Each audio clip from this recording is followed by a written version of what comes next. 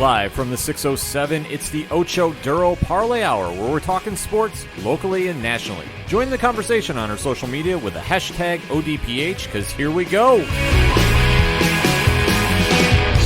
Instead of looking deep inside, every word I have to say, keep it simple. Welcome back for another edition of the ODPH podcast, better known as the Ocho Duro Parlay Hour. I am your host, Ken M. Joining me in the studio, as always, it's Padawan J. Hello, hello, hello. And returning to the studio, unfortunately, not the new president of the New York Knicks, but he is still your coach, my coach, the coach, Coach Duffy. I am sorry, guys, that I missed Super Bowl aftermath. I had things tie me up, so unfortunately I could not be here for it. But I am here for the XFL Week 1 review, and I am all for that. Yeah, that we're going to jump into along with some more sports topics. So if you want to join in that conversation, and I recommend you do, find our social media links on OchoDuroParlayHour.com. Join in that conversation, and remember to use the hashtag ODPH. But we're going to wait on talking about the XFL because there was a bigger sports story this past weekend, and that is UFC 247. Mm-hmm. Live from Houston, Texas. Very, very big. Very star-studded. Yes, very big star-studded crowd down at the Toyota Center. No controversy. No, it was kind of one and done, pretty easy. Just fight. real easy, simple night for us. First time ever, all knockouts head to toe. It's just simple night for us. Cleaned up, kidding on the knockouts. wrapped up our food, and took off. Simple night. Yeah, it was a great watch party over at Dragon Master Games. Shout out to the Three Fat Nerds. We were watching with Rich and Diesel. The dog came through, and this one definitely, I got to say, the main event, which we'll touch upon, a little controversy to it, but we have to talk about the first fight on the main card. Mm-hmm. And this will kind of give a little prelude of what we're going to talk about later. It's like the John Jones appetizer. fight. Because the one theme that haunted this card, in my opinion, was the egregious judging for the bouts on hand. All of them that went Yeah. to the scorecard. Yeah. But the one that kind of really tipped it off that said, okay, this is going to be a very, I don't want to say unique night, but one that was going to be... Should have been like an early prelude of like, hey, something's going to be up on this. Yeah. But we didn't pick up on it, obviously. We didn't, but as we jump into the first fight on the main card, it was Derek Lewis against Ilir Latifi. Latifi was stepping up to heavyweight. Normally he fights at light heavyweight. Pad, what was the result? So the result was Derek Lewis defeating Ilir Latifi via unanimous decision. Now, normally I wouldn't read out these scores, but hey, we're talking some odd judging here. 29-28, 29-28, and 29-28. Coach, your thoughts on this fight? Well, to say it was a little boring, I think would be fair. Mm-hmm. I mean, Latifi, unfortunately, was able to get Lewis to the ground and kind of lay on him a little bit. Not really doing much. Yeah. And that kind of that sucked a little bit. The weird, I mean, Lewis looked athletic. Yeah, I mean, Lewis looked in the guy best looked shape like, I've ever seen him in. Yeah, I mean, this guy looked like somebody who was prepared to fight, was ready to go. And, like we were talking the night, Latifi just looked a little sloppy, obviously moving from light heavyweight to heavyweight. So the body weight was not carried well on him. No. And it was really, really just, a classic, wrestler versus a boxer, a stand-up guy, where the wrestler wants to take this to the ground and just score knick-knack points, which, I mean, we kind of felt like Latifi was doing. He wasn't advancing, so we were all, like, watching the fight like, hey, come on, like, he's not doing anything. And, ultimately this was, and I think this is a good prelude for what we will talk about in the main event, but I thought the judges got it right. Even though Latifi was in a dominant position for much of the fight, he didn't do anything in that dominant position. But when they were standing up, Lewis's significant strikes were way higher and very close to knockouts. I mean, how many times were those flying knees just 2 inches away from landing on Latifi's jaw? Those weren't flying knees. Those were flying tree trunks. Sure, the flying tree trunks. How close were they to landing on Latifi's jaw and putting him on his back? Absolutely. I mean, it's tough. Pat, what was your thoughts on this? I mean, it was one of those things that it was just a wild fight to watch, especially, Derek Lewis, heavyweight, Latifi stepping up to heavyweight, you would not expect to see a lot of leg kicks thrown in this fight just because heavyweight, you're going to think it's a slugfest. Keep swinging until you knock out some teeth and the other guy drops. But no, you get to the end of it, and I did not see it going that way at all. No, this fight definitely went in a different direction than I originally thought. I did mention on last week's show, if Lewis could connect with some hands, it was going to be a quick night for Latifi. Lewis was throwing multiple strikes, and especially leg kicks, which if you have ever watched Derek Lewis fight before, he does not throw kicks. No. Or good kicks. He was throwing head kicks, defying gravity. The man does not do this on a normal basis. It was like watching Keith Lee do a jump over the ropes. Yeah, I don't know how the hell he was pulling this crap off, because he never does this. He won round one, hands down. No question about this. Latifi had one chance to take back the fight, and he did it. Albeit, though, he did it in a very boring fashion, one that was not working anything in his favor, and that was the typical quote-unquote lay and pray. He took down Lewis, and Latifi did nothing to advance his position, which if you're not familiar with MMA, sure, takedowns are worth points, but at the end of the day, you have to be working, you have to be trying to set something up. Otherwise, it's a moot point. The fact that Latifi took him down and could not advance, and Derek Lewis is not exactly an aficionado of the jiu-jitsu world, let alone his wrestling defense is, oh crap, I'm on the ground. It is what it is. Latifi could not take advantage of that and was stood up numerous times, which I applaud the referee for doing, because he wasn't doing anything other than just catching his breath. To Lewis's favor, though, Lewis was throwing knee strikes when he was up, and he was progressing the pace further. Albeit, though, when I was scoring this fight, I did give it to Latifi because Latifi did take him down, but that was it. So it was a very boring fight, and with Lewis getting the decision, the only thing really noteworthy about this was the post-fight interview, which, if you've ever heard Derek Lewis talk after an interview, it is solid gold. It is a national treasure. Oh, my Lord. My balls are hot. Yes. But YouTube it. Yes. But his phrase for this one was he was real nervous about fighting in front of his hometown, so he was smoking weed 24/7. Uh-huh. Which, if he was fighting in Nevada, he'd be in a little bit of trouble right now. Yeah. But Texas is a little different. I get and understand your stance because, yeah, he was able to get him down to the ground. It's just like when you do that, and I know that there's not a scoring system, there's no point system. It's just kind of to interpretation of what the judges are seeing. I mean, I guess to me the difference would be is that if you're just getting them to the ground, you're scoring, little jabs here or there, then yeah, all right, you've earned the takedown. I respect that. I'll give that to you. But if you're not doing anything with that position in that takedown and the referee has to stand you up, to me that should be then, in my eyes, a point away. Yeah. You know what I mean? Like, that's how I would interpret it. I mean, I know I'm not the MMA aficionado. I mean, I get a lot of my stuff from you. Yeah. And but I feel like I know enough to grasp common sense. Oh, no. That, I mean, and I understand that Latifi's a wrestler, so he's not, as efficient as, like, maybe an Anderson Silva if he was in that position on a Lewis on the ground. You know what I mean? Or like a Frank Mir. Somebody that has that jiu-jitsu background that would be able to work the arms and work the triangle positions and stuff. So, like, at the same time, though, when I'm watching that fight, I'm saying, all right, if the referee's standing you up, then I'm not rewarding you with that takedown because you did nothing to advance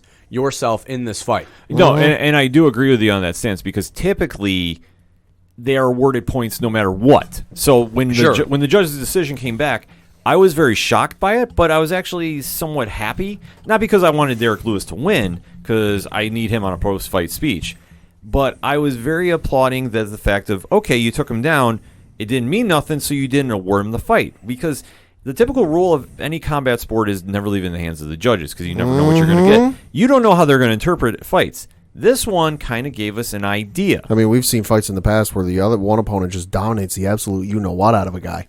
And we get to not to the point where he's knocked out, but it's very clear that even to maybe, untrained eyes, you sit there and go, all right, this guy won. He pressed forward the entire fight. He had his opponent on the ground for the fight. He did everything right.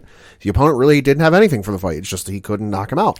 And you get to the judges' scorecard, and the judges go, oh, yeah, the guy who got, pressed the entire time, who really didn't do anything, yeah, he won the fight. Yeah. Well, I'm just saying, like, I mean, and then where the point where you're going with this is, then you think, all right, once you see the result of this fight and the outcome, now you're starting to think that maybe you have a gauge and the pulse on Correct. what the judges are going to look like for the rest of the night, because this was the first time that it was. I mean, the first fight that we got to watch, because we were watching that Duke UNC game, guys. Yeah. So sorry we missed a couple of the early prelims, but the two women that fought in the prelim, that the one girl had the busted face and the other girl was Lauren Murphy and yeah, Andrea Lee. That went to decision. It went the other way than what we had thought when we tuned into the fight. We were kind of surprised. But then on, we thought we started to get a pulse for what the judges were looking for, which ultimately will lead us to the main event of, then we had no idea what we were looking for. No, we definitely didn't. So moving up the card, though, from there, I mean, Derek Lewis, I don't know where he goes from here.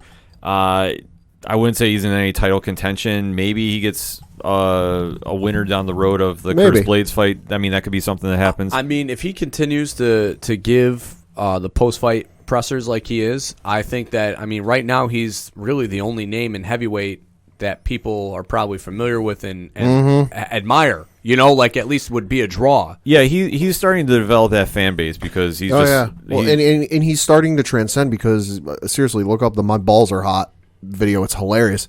I remember a couple of days after that fight aired, I was out in public, and I ran into some friends, while I was out, who I know don't watch UFC, don't watch MMA, don't even really watch sports. And they were out having some lunch, and I walked by him, and I heard Derek Lewis's voice saying, "My balls are hot." And I'm like, wait, what? What is going on? Why am I hearing this?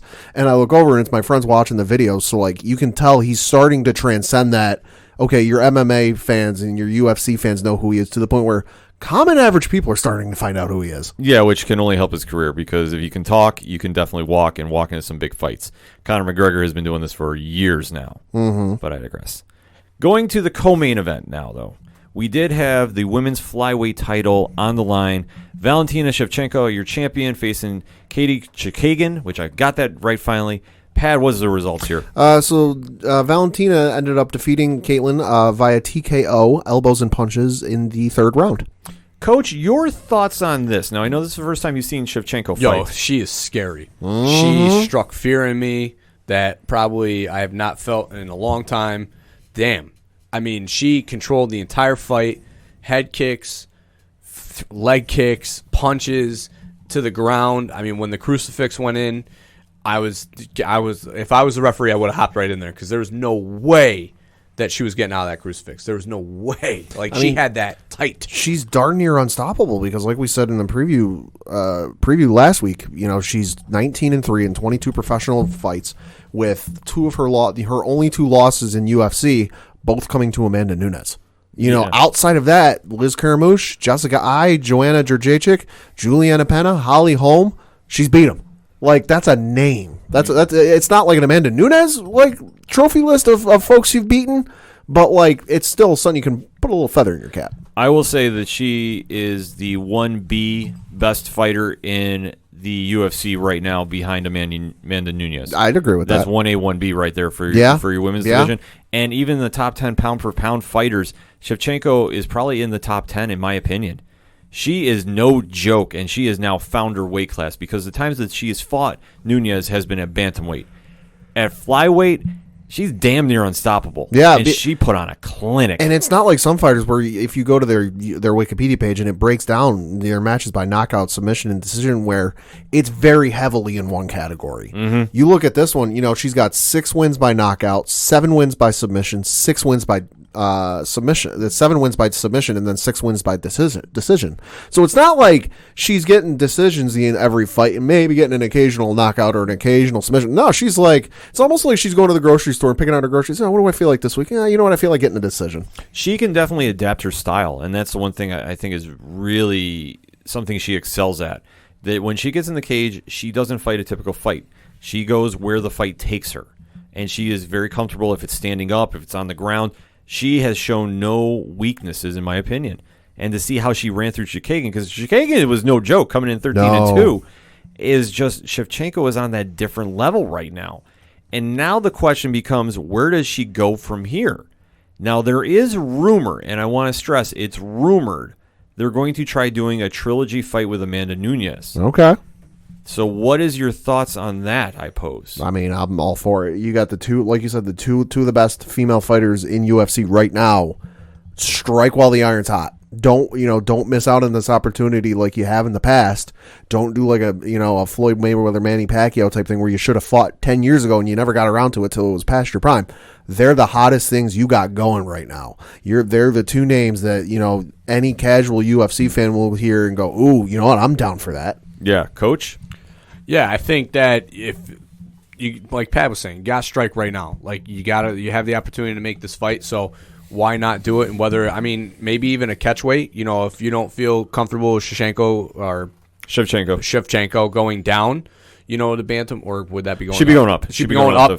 Maybe even a catch weight scenario where that might be a little more favorable for her, where she, is comfortable. Because obviously, I don't see Nunes going down. Yeah, Nunes. So, Nunes has definitely earned the right to stay at bantamweight if she wants to fight there. I don't see her wanting to go to flyweight.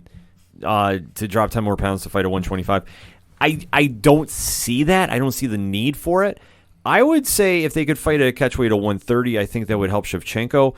Shevchenko can fight at bantamweight. It's not unheard of, but you're much more comfortable at the weight class of 125, though, in my opinion. Since she's stepped down and has taken over that division, that's where she's great at. It's not to say that she wouldn't contend with Nunes because they have scrapped. But this is the biggest fight for women's MMA that the UFC can do right now. I'm sorry, you let Chris Cyborg go. We have talked about it on the show. Nunes Cyborg was the fight to make. Nunes Cyborg 2, that is. That was the fight to make. Now you have Nunes, who is so dominant in 2 weight classes now. Let's put it in perspective. Yeah. 2 weight classes, she is running through people. Champ. And now Shevchenko is dominating the 125s. Strawweight is going to be a good one, too. I know they got the big title fight coming up in March between Weili Zhang and Jędrzejczyk. That's going to be a fun one to watch. But for right now, that is the fight you have to make. I can't see you not making that fight, not completely running with that.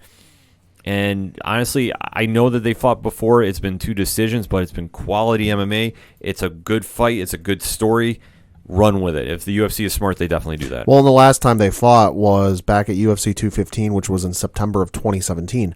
Neither woman is the same fighter she was then that she is now. Yeah, it's true. Who knows how it'll go? Oh, I don't know. I think we win as fans. Yes. And you know what? I'm all for that. Like Yes. I said, the Zhang Jędrzejczyk fight is something I have circled on the calendar. But if they book Shevchenko Nunes 3, I'm there, opening day.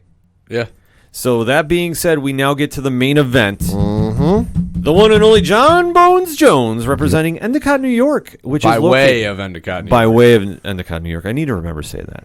But he is representing the 607, taking on one Dominic Reyes, at the time undefeated, 12-0 going Albany into this. football great, Yes. mind you. Yes, which we were reminded on This close. many This times. close, guys, to the NFL. Yeah. I Pat, heard he was in the green room, actually, on draft night. Oh. I don't know. I don't know. Maybe he might have been in the back green room, but I heard he was waiting this close. he was waiting so close to get to the NFL. This close. So close, as we were told. Albany Great Danes. Powerhouse. Oh, man. Pat, what was the results here? So John ended up defeating Dominic Reyes via unanimous decision. And again, because we're talking some questionable judging here, I normally wouldn't read out the judges' scores, but because it's questionable judging, 48-47, 48-47, 49-46. Now, just to give you some instance of just how wild this was, I got a message from my brother who is stationed overseas in Lithuania for the Army. He messaged me at like an ungodly time for me, early for him, going, what the hell just happened? Coach, your thoughts. Yeah. Because I got some. All right, so let's just go through my thought process during this night. John's going to dominate. John's going to house this. This is going to be easy pickings. Move John up to heavyweight, right? Mm-hmm. My father-in-law texted me before the fight. I'm nervous about this one. And I said, Will, you're nuts. John's going to absolutely put on a clinic tonight. This is going to be his purest performance. Whoops. Then the opening bell happened, and I was like, yikes. This is where I know, because I know the fighters that I like, and I know the things that they do. So obviously watched a lot of John's fights in the past.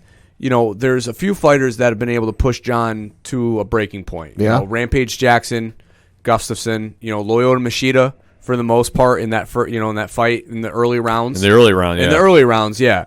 And what all those fighters do, they press John.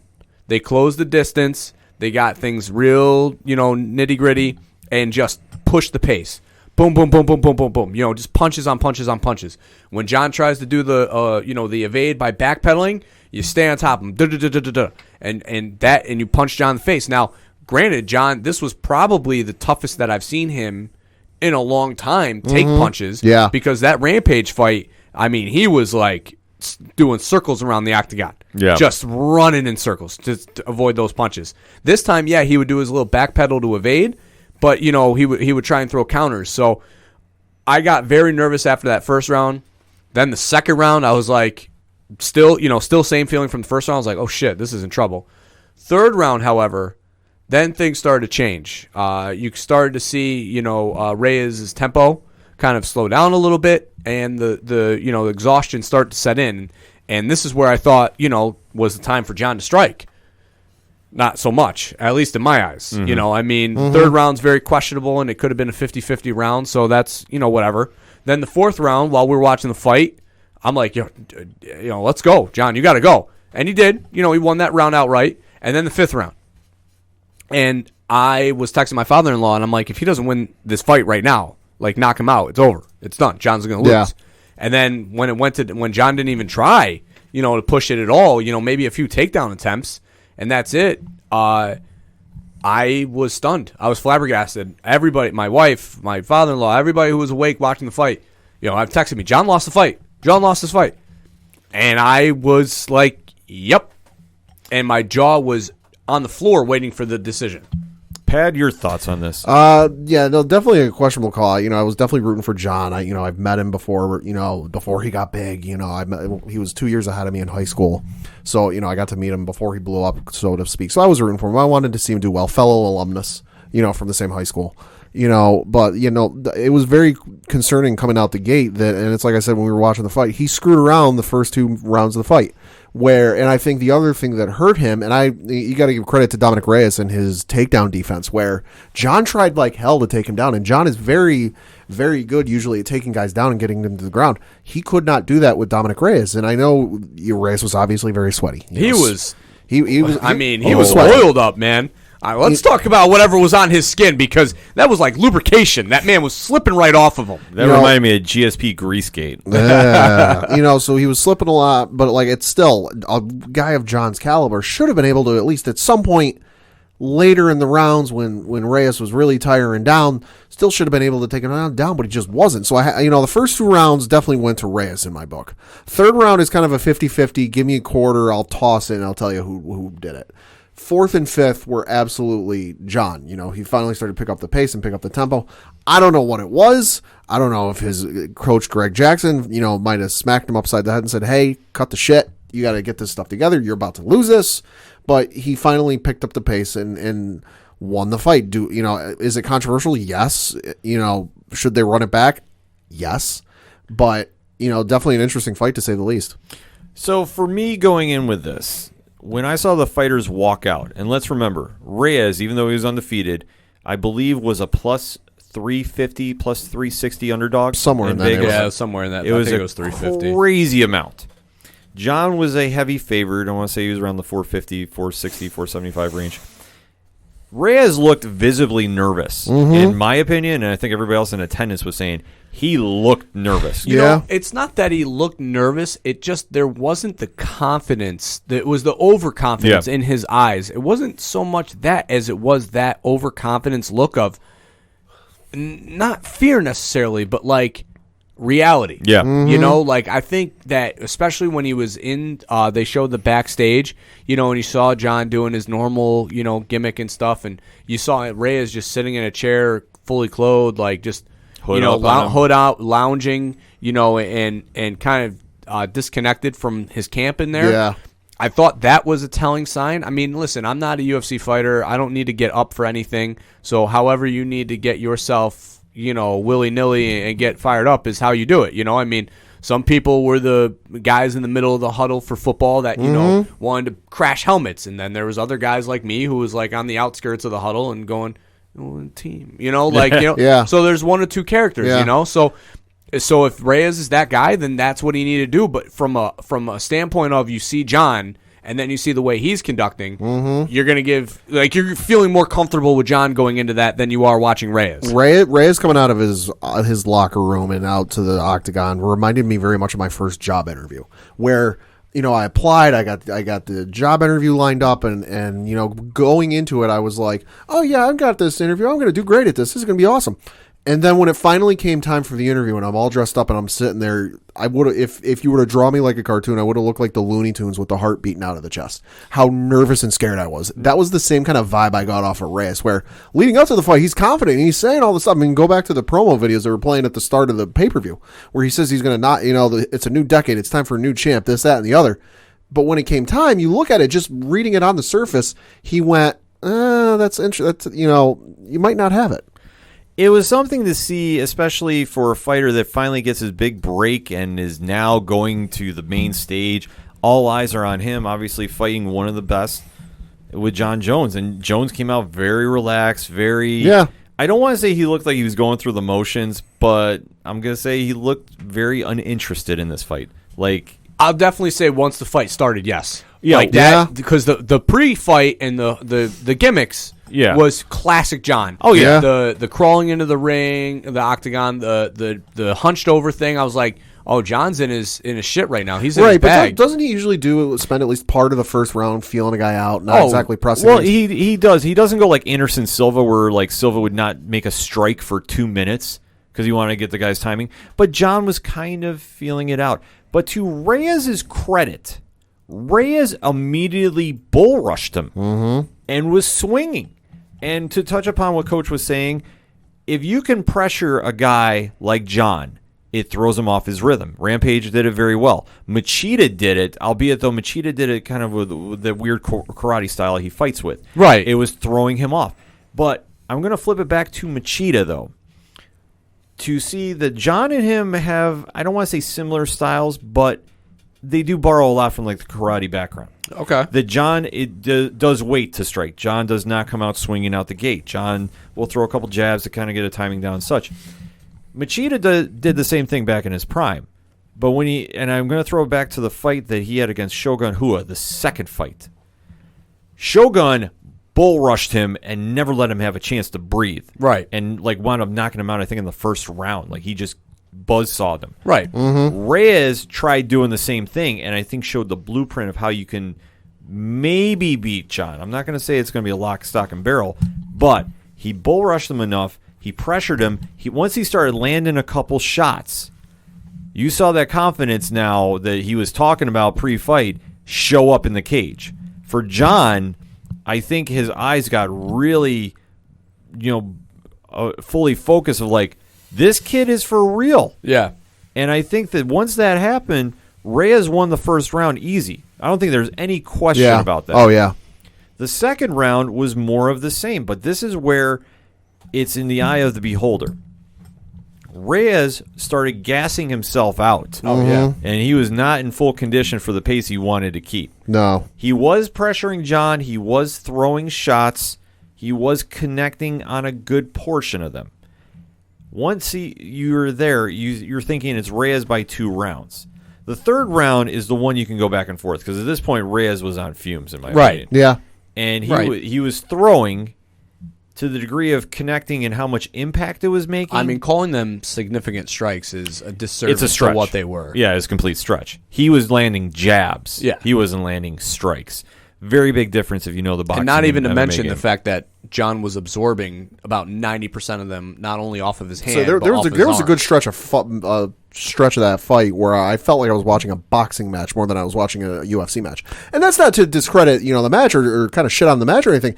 That's just what it looked like, where, Reyes is throwing hands at John, and it's like I'm watching Muhammad Ali or Mike Tyson in his prime just dip, duck, and dodge. Well, it also borrowed a little bit from the Mayweather-McGregor fight. Sure. Because Reyes was throwing, Mayweather was sitting there absorbing and ducking until he wound up gassing himself out. So I don't think that was John's necessarily first game plan, but that's what it turned out to be. Oh, that was the only thing he could do because he couldn't get his timing down. Right. Once he started picking apart Reyes' timing, then he started working the takedowns. But this is where it kind of falls back to where we were talking about Derek Lewis. John was taking him down, but Reyes was getting right back up. And one thing I thought he did, which was very smart, is I don't necessarily say it was greasegate or it was nervous sweats, but Reyes was very slippery. Oh, you could to hold. You could yeah. see it because there was the one where John had him, and it was literally he was on the ground, and he just and like finangled his way up when John had him like straight up in like a belly to back, hold, and it basically could have just Germaned him, and instead because he was so sweaty, John couldn't hold on to him, and he just literally got right out of it, and that's not a move like John would throw DC down in that position, Yeah. Like John would throw Rampage down if he had that. He would throw anybody down. You can say There was a couple times where John tried to take him down that he looked like he was getting ready for a Brock Lesnar suplex. Yeah, he was That going for a German suplex. He was going for a German. He looked like he was ready to Lesnar him, and I'm talking like full squat and everything. And just he could not hold on to him. It's like trying to watch a kid hold on to an icicle. Well, it was part of Reyes' how slippery he was, but another thing he did, which I thought was very interesting to see, is his takedown defense to get back to his feet. He was going in a 360. He was moving. He did not exactly do it the traditional way. Right. He was spinning, almost like Dwight Freeney's spin move. Right. Right. It was something along that variation. I'm sitting there watching. I'm like, that's ingenious. Now, granted, how wet he was did play a factor because he was very slippery. I don't necessarily know if this would have worked in the first round, but it's smart for later rounds. I was very, very impressed with that. But John did take over the fight in rounds 4 and 5. It was more of the same. Round 5, I lean John, but he didn't look good in that round either. No, he didn't, because at this point, you saw something that we haven't seen from John in a while. Desperation. Mm-hmm. And you can't say otherwise. John, I think, felt he lost this fight in his heart. He might never ever say it in public. Oh, yeah. Yeah. But he definitely looked in that 5th round defeated. And he was trying to go for the win via submission or knockout. He was still working. He was still trying to throw the spinning out back elbow. Yeah, I but threw it like 17 times that round. he was trying every trick he had in the book to get Which, that W. I've only ever seen that work in the video game. Right. So this is where it got very interesting because, like I said, on my scorecard, I had Reyes winning 1, 2, and 3. I had John win 4 and 5. Yep. That was my personal scorecard for this. So to hear the judges, where earlier in the night we were awarding takedowns, we're not counting that for Ilir Latifi. Right. We're not rewarding takedowns. We're not rewarding takedowns. How are you going to give John points when that's all he really tried doing in rounds 4 and 5? Albeit, though, he had octagon control. He dictated the pace. The fight was definitely in his favor there. But if you're not doing it for one fight, how are you doing it for this one? Right. That's where it became the question. So to hear the judges' announcements of a unanimous decision. Yeah. Which we all thought, we all had said, we all accepted. Like, we're like, all right, if this is split, cool. Yeah. But it can't be unanimous. Well, yeah, because you had the one judge, and I won't name names, just to be Not worth it. just to be decent. You had Judge A, I'll call them, gave the first round to Reyes, second round to John, third round to Reyes, and then the final 2 rounds to John. See, what are you watching that second round? Yeah, that second round. That's what when I was talking earlier when we were talking about the fight, like, I don't know what they were seeing in the second round that would have given that to John. Judge B gave the first 2 rounds to Reyes, and the final 3 rounds to John. Okay. Third judge, Judge C, I'll call them, gave the first round to Reyes, the final 4 rounds to John. That's poppycock. That's brutal. That's absolute horseshit. I'm sorry. Like, That's just bad. I just nowhere was the last 4. And I mean, I don't know how you don't run this back immediately. I know we're not on that topic yet, but just hearing that 4-1 judge thing, if I was Reyes' camp, if there's a way to protest or something, I 1,000% would. Well, Because that is appalling. Well, and it's funny you bring up, a rematch. The UFC posted on their official Instagram account, do you want to see them run it back? Francis Ngannou chimed in. Francis Ngannou said, fuck yes, with 3 fire emojis, but he added, but not in Houston, though. Those judges scare the shit out of me.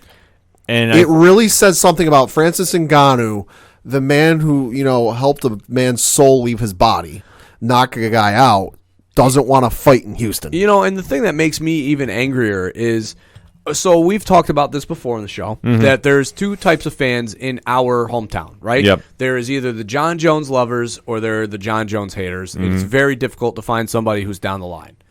I don't think they exist, to be honest with you. And I mean, well, I guess I should say there's the sycophantic, John Jones fans. Then there is the, haters, We'll borrow a phrase from Rich from Three Fat Nerds. There's the Kool-Aid drinkers that will defend him like AEW. Right. And I'd like to say that we probably are down the middle because, I mean, obviously we have a podcast that we do and we talk, fairly about things. And, I mean, we all admitted that he lost the fight. So I would think that we're right down the line. I mean, I'm definitely not a hater. I'm not, I'm not that kind of person that would just put him down just because of bad decisions. But, I mean, at the end of the day, it's like if I was on either camp, I would just say, like, you have to run this back. And I would not. And my point that I was trying to make was, for people to say and defend John, well, to be the man, you have to beat the man. Arya Hawali said this, and I absolutely loved what he said. John's not Ric Flair. This isn't wrestling. This is a judge, a bout that is scored by judges who are supposed to be there with their best intentions of scoring the fight fairly. So if he would have won this, Reyes, that is, by a split decision, then, yeah, he beat the man. That is the point of the judges, to be there to judge and observe the fight. So you don't have to knock the champion out to beat him. All you need to do is beat him for 5 rounds and win the fight. And we should point out these are the judges that earlier in the night, Joe Rogan and Dominic Cruz, who were on color commentary for the fights, pointed out during one fight, I believe it was on the prelims, that the judges weren't watching the fights. I thought it was a Shevchenko fight.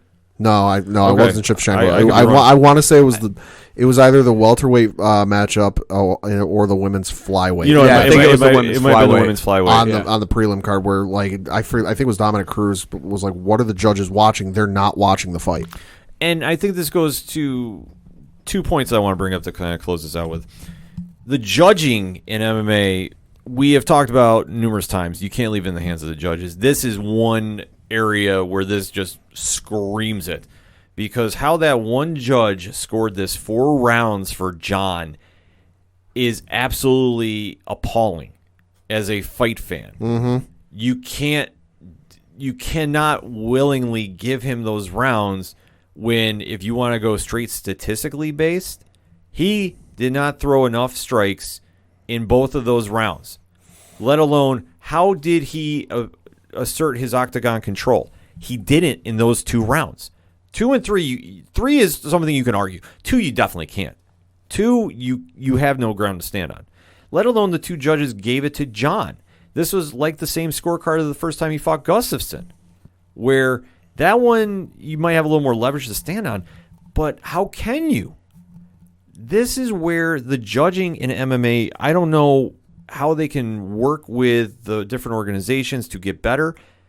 Yeah, I know that it was brought up, I can't remember, it was Dominic Cruz, who was very vocal, and I really applaud what his stance was about this, was saying after each round, the judges should post their scores on the Titantrons. And so fighters know. Yeah. Because, not saying that you need to say their names, but to let the fighters know what they're watching, I think can only help, because, I mean, they do that for boxing, if I'm not mistaken. Well, how fun of an element would that be, too, the dramatics that would occur by that? I mean, now, instead of Greg Jackson, who was pretty calm and collective, especially the 4th and 5th round, the 5th round, he kind of was like, hey, like, you better watch your shit because you're about to lose this fight. Like, that's the first time we've probably ever heard Jackson talk to John that way. But if it was up there and they saw, Reyes 3, John 1, now you got to go, but on the flip side of that, maybe that would cause Reyes to kind of evade a little bit more, which, I mean, I guess would be smart, but from a fan standpoint of a person buying a, $64 pay-per-view, if I see him running, I am flipping out. Yeah, I fully agree. It's just something that I don't know how they exactly fix. I like the boxing idea. But they need to do something. They need to do something. I think what they need to do is you need to get together fighters, some of the major fighters from both Bellator and UFC. You need to get Dana White. You need to get Scott Coker together. You got to get the refs together. You got to, hell, even get some of the writers in together. Come up with a system, set it up, agree on it, sign whatever paperwork you got to do, because this has got to change. Well, another area, too, that I was thinking they need to try reaching out to, I know Ricardo Almeida was doing some refereeing, and he's a former UFC fighter, a very good one, too. That maybe these judges need to start working with fighters about getting better, because it's one thing to be doing this if you understand the sport and everything that goes on with it. It's another thing if you are just there to observe it and you're not fully, I guess, aware of what is going on, because the judging in this was so all over the place. There's not another way to describe it. From the entire fights that went to decision, they were all over. There was no consistency. So I just think it needs to be a system. It just needs to be, and I don't think it necessarily needs to be points. I just think it's, what fighter won this round. That's it. No. Because the point system, that's when it can become really inconsistent, because, 49-46, it's like, come on. Instead of a point system, it should just be who won this round, Reyes or Jones, period, circle one, done. I hear that, but that borrows so much from boxing and how they've had that for years, though. It's like, I understand what you're saying, and I don't disagree with it. I just don't think they'll change that. Just because it's a staple. I just think that if you take the points away and you take away the so many things that judges need to watch, sure, I get the idea of having, MMA fighters do it, but it's like, all right, so then what does that become? Now you need to have one jiu-jitsu guy, one boxer, and one, wrestler there to interpret this one fight, because, said wrestler is a mixed fighter, just so they have to have all three of the mixed martial arts aficionados there. It's like, I just think that just give a guy a sheet that has two names on it and circle one who he thought won the round. Now you're eliminating the BS and all the other extra things that the judges need to watch for, and now it's just go watch the fucking fight. Yeah. Just put your eyeballs on the octagon. See that, John's face got cut open. Fucking Reyes dominated that round, and it's simple that way. It should be, and it's not a bad idea. Like, I'm not ruling it out by any means. I don't know how that would exactly work, and then it also depends on how the commissions want to do that, because every state does it differently. I guess in just this area, showing how the judging was so mismatched all over the place and inconsistent really hurt this fight card in general, but let alone your title fight. So something needs to be done. So we're going to continue that on the social media, so definitely hit it up on hashtag ODPH. But to close this out, because I know we got real wound up about this topic, John Jones, still your light heavyweight champion. What is his next move, starting with Coach?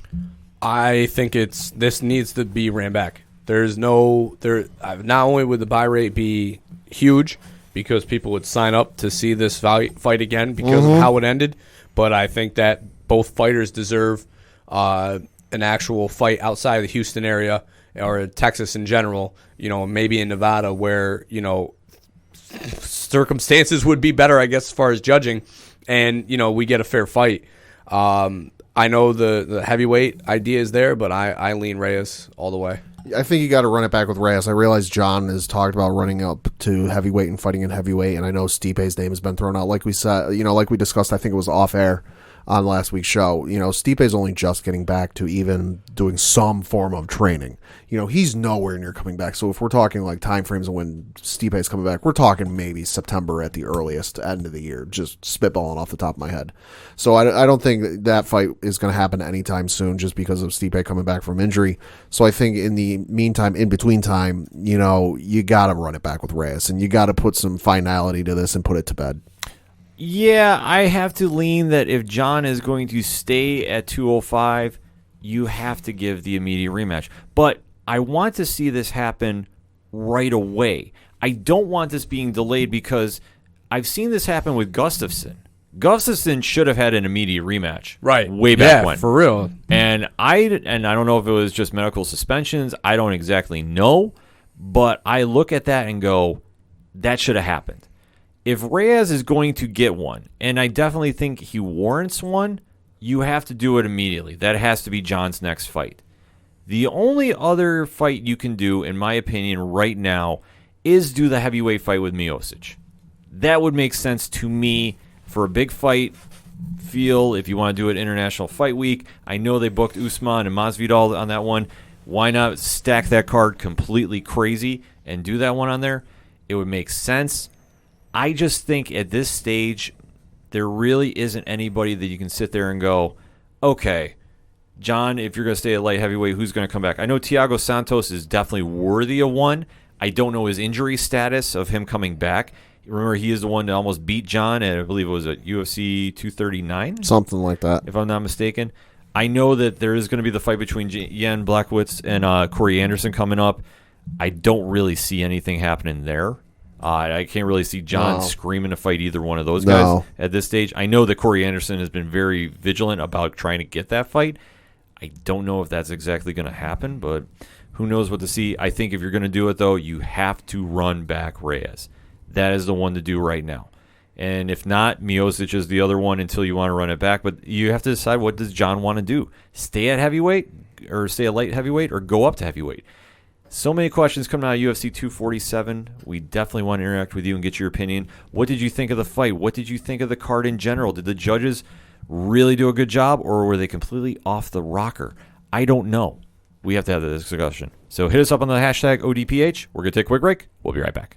Hey, I heard you like movies. I heard you like to hustle. I heard you like podcasts. Well, guess what? There's a podcast for you out there called The Home Video Hustle. Damn right. Every Friday, we talk about whatever movie PJ picks out the bag. What does that mean? Every Wednesday on our YouTube page, I put a bunch of movies in a bag, and PJ picks one out at random. And then we just watch it. We talk about it for maybe like an hour, hour and a half, 2 hours, whatever we feel like doing, wherever the conversation leads us. But do we actually talk about the movie? Most of the time. Tangents galore. Yes. So believe me, we may be a movie podcast, but it's not always about movies. We might talk about video games, music. Yeah, that's the big one, music. Sometimes we might get a little bit of politicalness in there. Yes. Sometimes we may just, we know what we like to do. We like to tell stories, PJ. Yes. I am the master storyteller of the podcast realm. Undefeated. So if you like to hear about movies, video games, whatever foolishness comes to our mind, the most random stuff you could think of, check out the Home Video Hustle. You can find us on the Stitchers, the Google Play, Apple Podcasts, what else? Podbean, what else? Podcast Addict, goddamn, all that. Ain't no reason you can't get your hustle on. We everywhere, worldwide, baby. Hustle, motherfucking hustle. Hey, we can't cuss in the promo, PJ. We gotta be family friendly. There may be podcasts out there that don't want his hair to say all that good fun stuff. Well, you. Don't run the listeners away, PJ. I'm sorry. But this is going kind of long. Yes. So we'll end this and say, hey, check out the Home Video Hustle every Friday on all the various podcast outlets. Peace. Peace. It's a heartbreak, soul-shaped radio tank, taking 4 steps forward, no steps back. Hey, this is Vince the Common Man Ciatoy, local MMA fighter, telling you to keep on listening to the ODPH, the 607's up-and-coming newest podcast.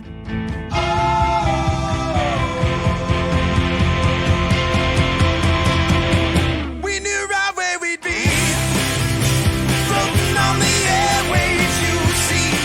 It's a heartbreak, soul-shaped radio tank, taking 4 steps forward and no steps back. We knew right where we'd be. Coming back for segment number 2 on this edition of the ODPH podcast, and let's talk some football. Football? Let's talk about the love of the game. The game? The love of something. Let's talk about the XFL. Book it, brother. Yeah. The Vince McMahon-led American Football League, rather. The Extreme Football League, 2 point minus the Extreme. 2.0. Yeah, however you really wanted to define it, made its return this past weekend. Much like an Undertaker rise from getting up on the mat in wrestling. Now, as we talked about last week to close the show, XFL 2001, one and done season, Hot garbage. Was not exactly what we thought it was going to be. Some great players came out of it, though. Yep. He hate me. Rod Smart. Kent Graham. He hate me. Yeah. And it definitely did some innovations for how we watch football. The Skycam Sure. was straight up XFL. Don't let anybody fool you otherwise. Cheerleaders in hot tubs. Yeah, that's something we can definitely forget. That was there for I a don't cup- want to forget. That was there for a cup of coffee. Yeah, it just takes away from the game and like what I guess the original version was supposed to be. You know, like I say, for me, I like traditional football. I don't need the WWE, side soap operas. Even though, like I say, I saw what Vince was trying to do and making the storylines with the cheerleaders and all that nonsense. It's like, just stop. Like I want to watch sports. I don't need to. If I watch WWE, I'll watch it, but I don't need to watch it during a football game. So that being said, we had the return of the XFL, and this past weekend it dominated networks across the nation For a legitimate reason. It tried to in certain markets. Break it down, Pat. Well, so of course you had the XFL return this weekend. You had Seattle taking on DC, Los Angeles taking on Houston on Saturday, and then on Sunday you had Tampa Bay and New York take on each other, and then you had St. Louis and Dallas take on each other. For us here in the local area, and from what I could find online, a good portion of the Northeast, being the New England and upstate New York area, if not more, could not, especially if you had Spectrum as your cable television provider, could not see the Seattle DC game for technical reasons. What? I don't know. It's just I know at one point my mother messaged me on Saturday saying, "Hey, is your cable out?" And I went and looked, and sure enough, it was out. Well, me using my noodle noggin, I watched the game on the ESPN app, which was fully working. So I got to catch that game. I wanted to watch Cardell Jones play. I mean, he's one of the few, names in the league. It's like the only name. Yeah, so I watched a lot of that game. It's football.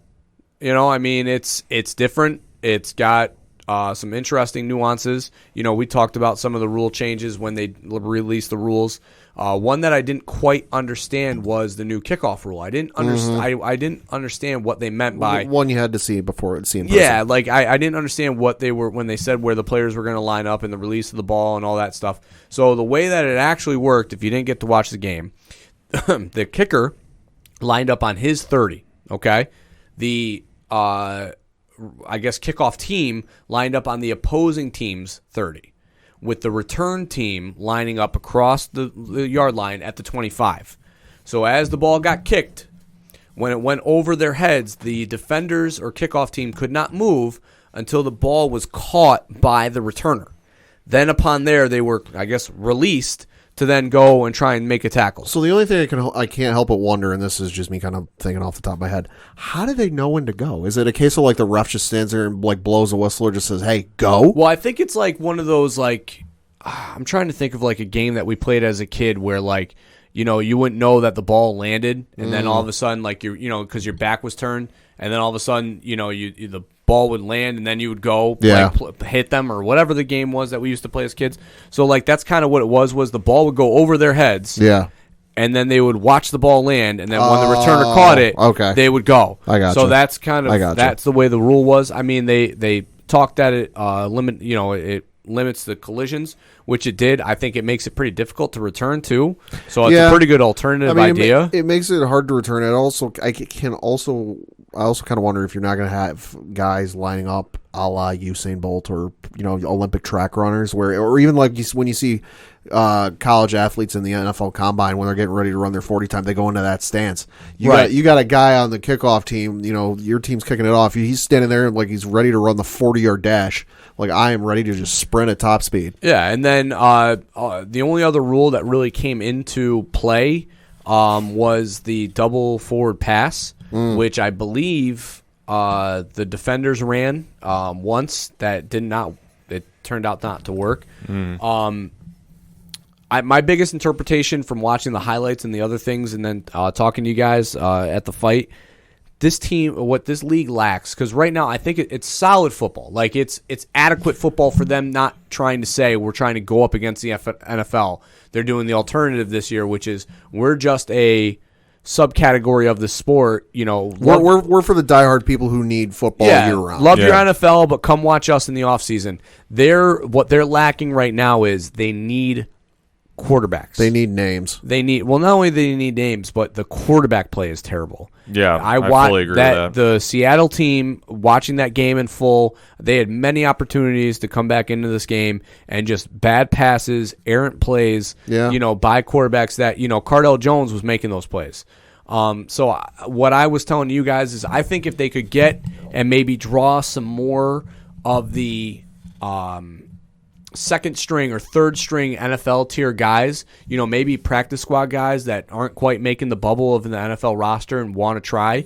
I think those kind of guys are the ones that they should pursue. Yeah. Because they would elevate the play. Because, those are legitimate. There's some legitimate quarterbacks that are riding pine right now that maybe would be beneficial. Cardell Jones is a very, very good quarterback and has no business being in the XFL. He could very well be a, second string quarterback on a playoff team that, their one goes down, plug in Cardell Jones and they're going to be okay. So I think that if they can find guys like that, a name that I kind of thought and have seen him still play in some of those flag leagues, so I don't know if he could still get hit, but Michael Vick would probably be pretty well in this league because of his athleticism and his, the fact that the talent level on the defensive end isn't of an elite level. It wasn't there. Yeah, so I still think the pass rush wouldn't necessarily be. He would be able to elude the pass rush still at his age. He will turn 40 years old in June. So Tom Brady's still playing at an elite level at 40. I think Vic going to this league could be it. Another name that kind of comes to mind would be like a Tim Tebow if he wanted to try and pursue football again. I think that this would be great for him. There was somebody else that we talked about. Johnny Manziel. I know that Vince and the AAF tried to pursue him, and it landed short. But I think if Johnny still wants to play football, I think this is the route for him. He would be a face and a name that this league needs. That's the thing is, at least for me, I checked it out for a cup of tea just because I have no rooting interest in any of these teams. Go New York. Guardians. Yes. Yeah. There's not a name for me to latch onto. Like, I'm watching the NFL. I'm a Patriots fan, yes. But if there's a good matchup on Sunday after I get out of work, which usually there is, just because they schedule it that way, I will. I'll go home and I'll watch whatever 4:30 game is on. If it's like a Drew Brees versus Aaron Rodgers, or even maybe like a Jimmy Garoppolo versus Lamar Jackson, a good match. I'll sit there and watch that. No offense to Cardell Jones or anyone who's an Ohio State fan. I'm not an Ohio State fan. I don't really care for Cardell Jones. I'm not going to sit down and watch Cardell Jones. Deshaun Kaiser would be good in this league. Thank you for thinking of old Ohio State / Notre Dame guys for me. So for me to really get invested with this league and sit down and watch it on a weekly basis, you got to get some names. You got to get, even if it's, you bring in maybe like a Trent Richardson who's on the outs, not really done anything, and he has a resurgence. He has, breakout MVP style, numbers that would compare with, some of the top running backs in the NFL. You get something like that, then I'll tune in. But for right now, I just have no interest. I thought it was very polished, albeit though it wasn't exactly what I thought it was. Mm-hmm. And what I mean by this is for the XFL to come back, definitely had a better network deal. It was on Fox and ESPN all through weekend. ABC.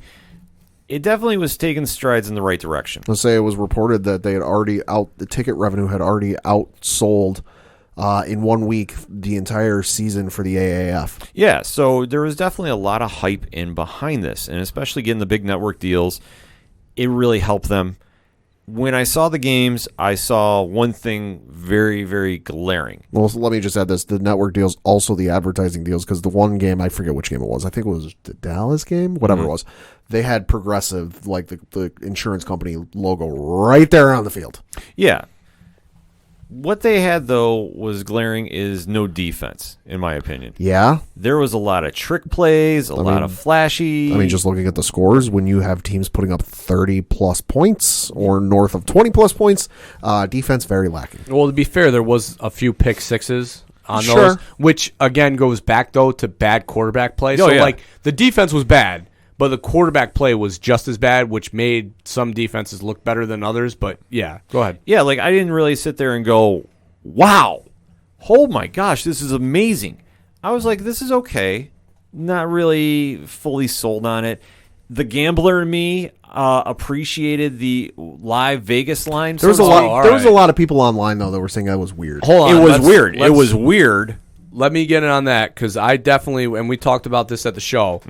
I kind of think it's a mixed bag because I like the idea of it there for the way that gambling is now. It's blowing up. It's everywhere. It's everywhere. So to deny it would be stupid.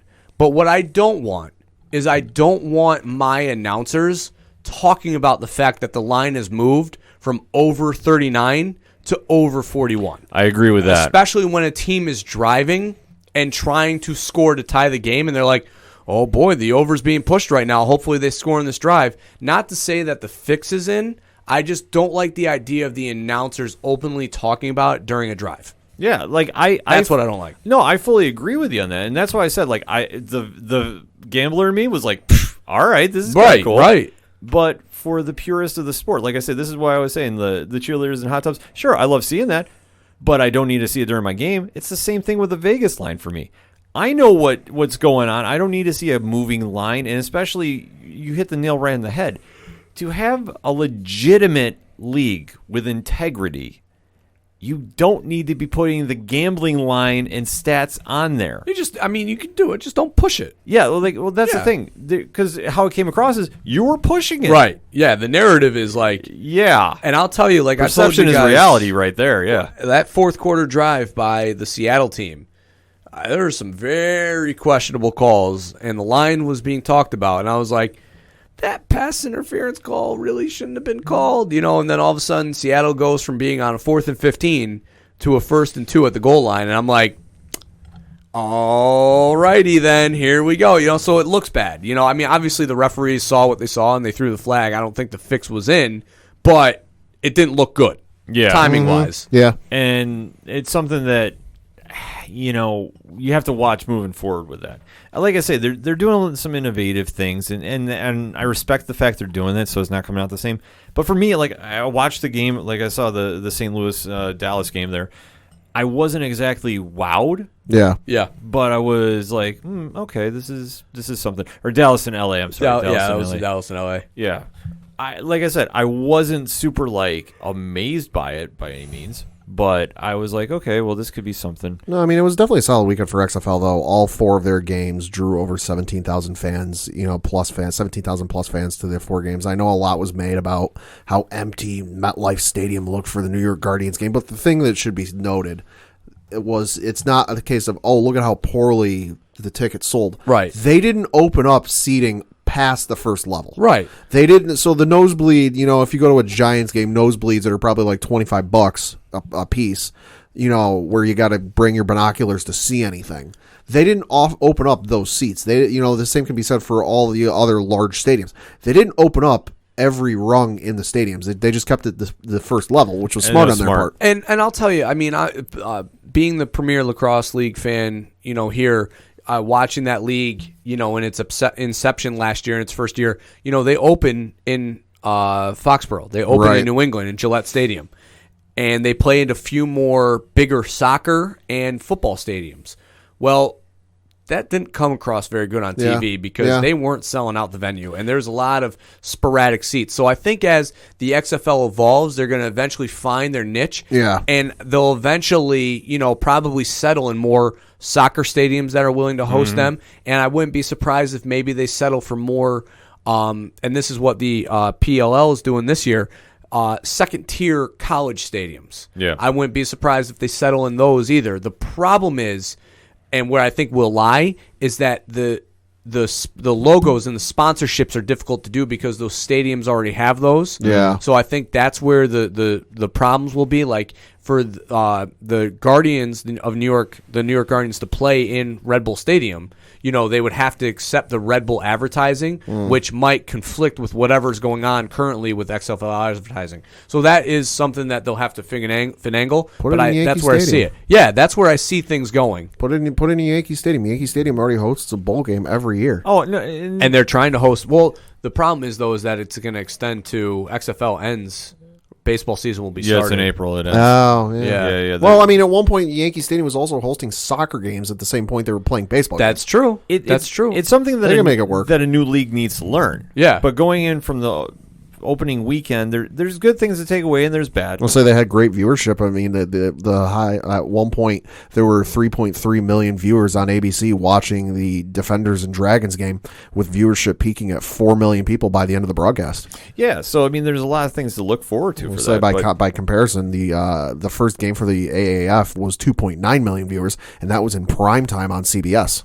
This is what I'll say that they need to do. And it's to what Pat said earlier. They got to make us care about the players. Yeah. So they're going to need to do some sort of storytelling, so not wrestling storytelling, but just some sort of get to know your players. Behind the scenes, behind the scenes stuff. Some. Give me find a player who's got a sob story and give me that. Like I'll latch onto that. And they can do like that'd be something that could air in the WWE Network.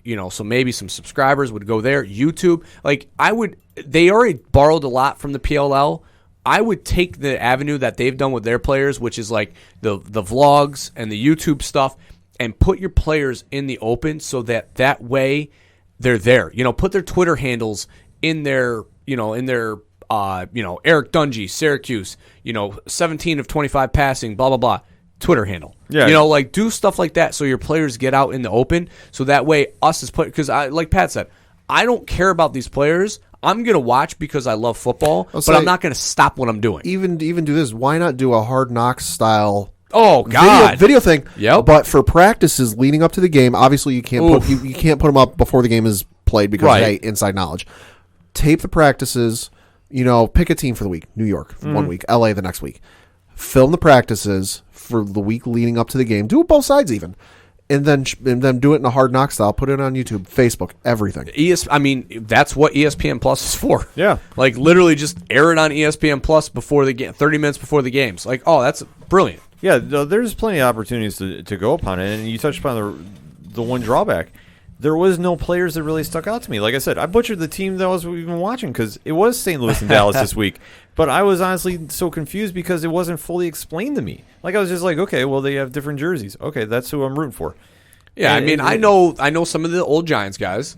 I know Eric Dungy because he played at Syracuse. Yeah. I know Cardell Jones because he went to Ohio State. My wife's a fan. Yep. Former Bill, sure. So those are the guys I knew.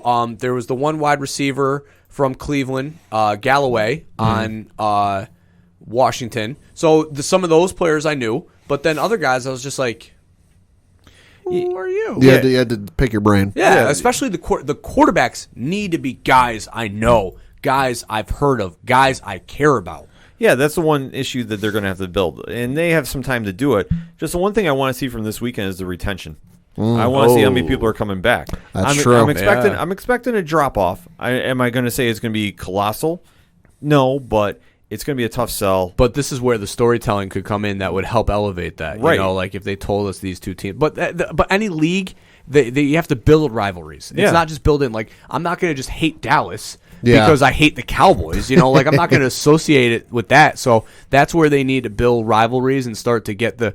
That's what Vince does. Some storytelling in there. Yeah, and like I can handle that part in there. I just don't want to be in so much that it affects my game. Sure. Well, right. I mean, it's got to be natural. It's got to be built naturally. And that's what I'm saying with it. Because, like I said, the first time we did this with the XFL, it really went off the deep end. Badly. Like, it was... Thankfully, I don't remember much of that. Oh, you should be lucky. Because I remember, like, after the first week, we just completely went off the rails. Like I said, you had the cheerleaders in the hot tubs, which is great and all. But it's like, what am I watching? I think there was a Lana Rusev story going on. There was. Then, yeah. There was some kind of weird storyline going on. It started all the way back then. Yeah, it was just Vince something. playing the long game. It was just something. We just can't get away from the cuckold stories here. I mean, God. Yeah, but that's just how, like, you need to draw that fine line. Like, if you're going to have a professional sports league, not a sports entertainment league, do it the right way. Focus on the players. Focus on the game. Do the right promotion. This is how the NFL does with all the networks they work with. You see the stories of like what's going on in the offseason. You see what's going on during the week.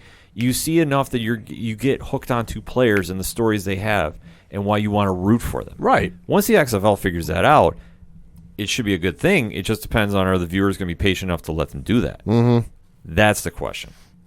So going in, final thoughts on the XFL before we close it out, Coach. It's better. It's a better version and an upgraded version of the AAF. Whatever. I always say it wrong. I don't care anymore. AAF. The garbage football league that was done after 2 weeks.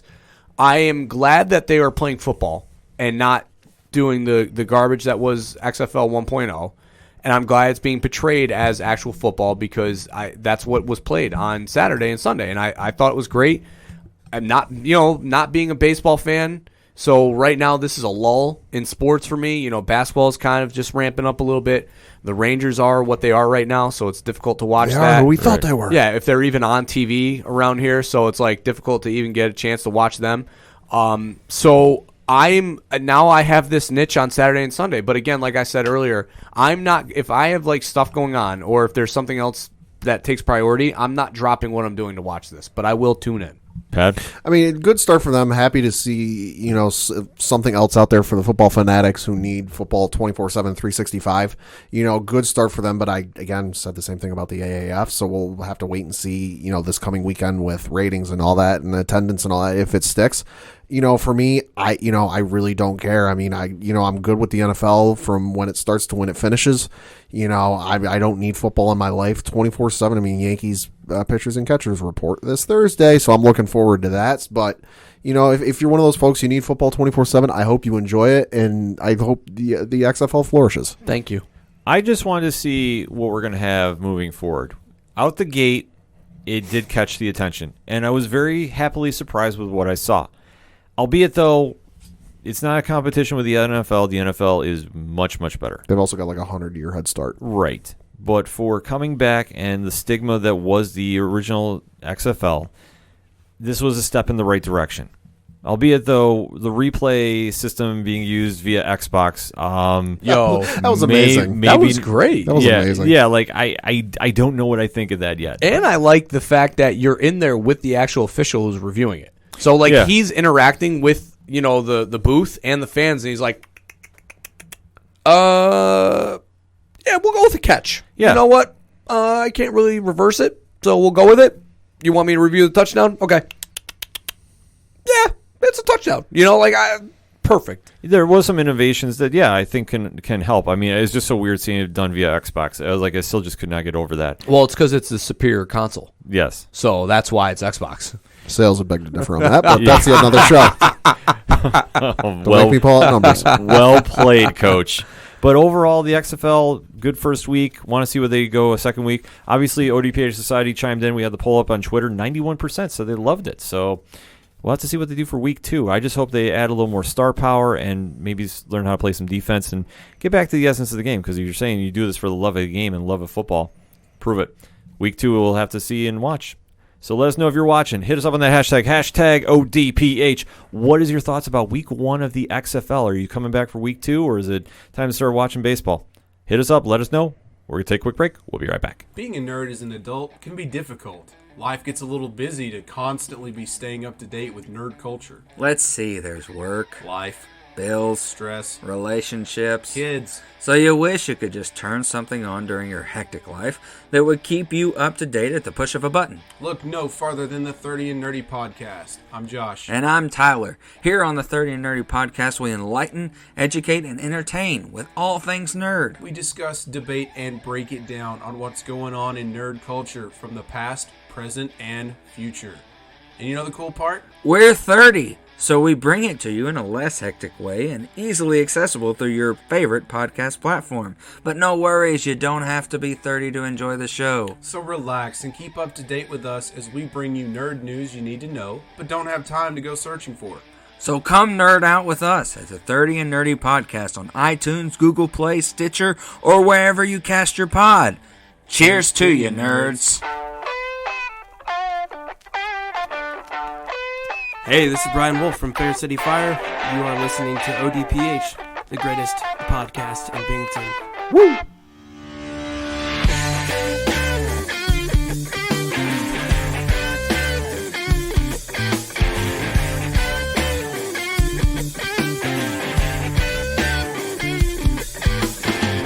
Hot lips touching, cool thighs breathing, shawty running out, her spine's been a long day to a long night, but I'm not stopping till I get it right. Coming back for the final segment on this edition of the ODPH podcast. Pad, Local minute time. Of course, local minute, we are talking some Binghamton Devils hockey news. Looking at their games from this past week, they lost their game back on February 5th, 2-1 against the Penguins.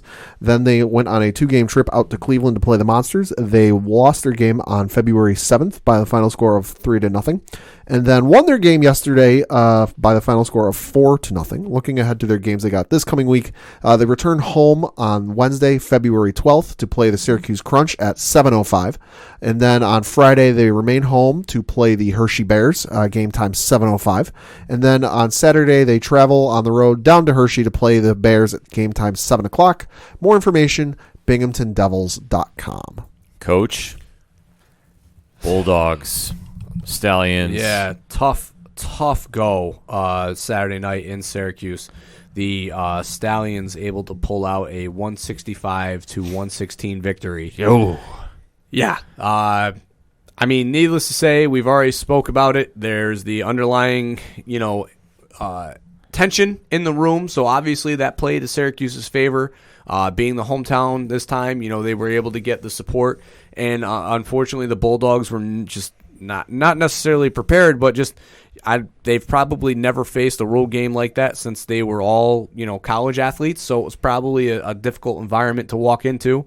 The Stallions promoted the hell out of the game. Shout out to the Stallions for their promotion too. I will say this: they were very, very good about putting billboards up throughout Syracuse. Yeah, I mean, I drove Saturday with Ted Hoost, friend of the show, to the Syracuse Yale scrimmage, and I saw that right outside Syracuse's practice facility was a Stallion billboard. Yeah, and I was like, oh boy. I knew that there was trouble in the lurks right when I saw that. So they promoted the hell out of the game, and it showed. Yeah, and they did that nice video package that we had the interaction with them on Twitter about. Yeah, and they had live broadcasting on their Facebook feed, which was great. Tough. It's the rivalry game that runs the ABA, in my opinion. Not saying it because we're the Bulldogs' home base here. You don't really hear about a big rivalry in that league other than Binghamton and Syracuse. And granted, there's a lot of history that has this built to it. Yeah. A lot. Yeah. And it just adds to it, but I loved how Syracuse promoted this. This had a big fight feel throughout. Sure. And especially how it left in Binghamton, which, I mean, to Binghamton's credit, when they won, they definitely let everybody know they won. Oh, yeah, and they were going to. And rightfully so. Not taking anything away from Binghamton and how they were promoting about how they won. But Syracuse, you knew was going to come back, and they definitely took that chip on the shoulder.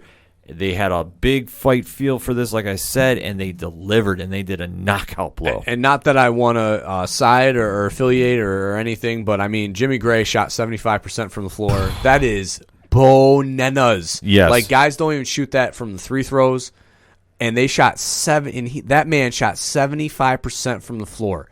He missed only a fourth of his shots. That is insane. Like Klay Thompson, Curry, for all the accolades that we like to give them for shooting, like they don't shoot 75% on a night, and this man did it. Like kudos to him. It's better shooting than North Carolina had on Saturday. Better shooting than Syracuse all year. Way better. Yeah. So yeah, it's just and the Bulldogs. You know what? I think that they'll come back. They'll take this loss. And, I know that Reggie and Jimmy are two proud individuals that they won't let this stand, so they will come back.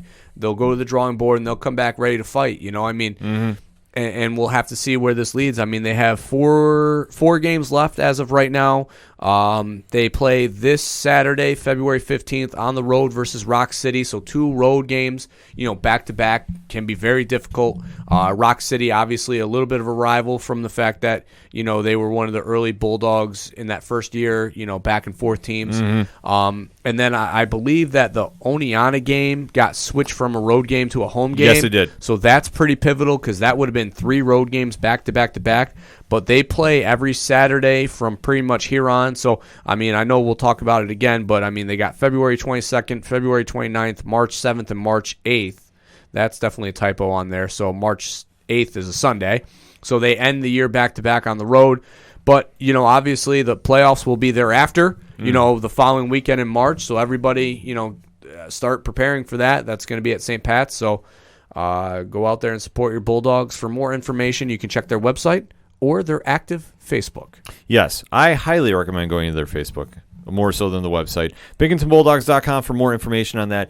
The 7th, as you mentioned, though, for March might not be a typo.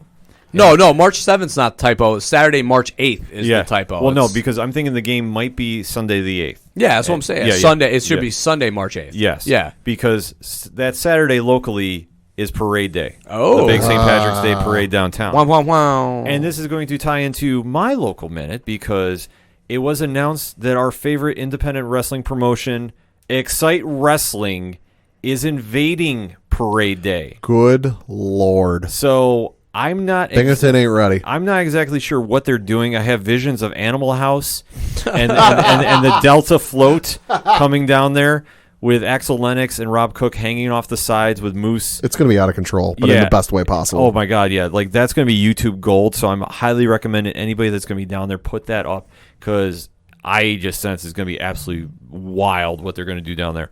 So that has been confirmed. It has also been announced to Moose had a bunch of announcements going on for Excite this past week, that they're doing their first comedy show at the X. Mm-hmm. Now, Coach, do you know who is going to be coming in for this comedy show?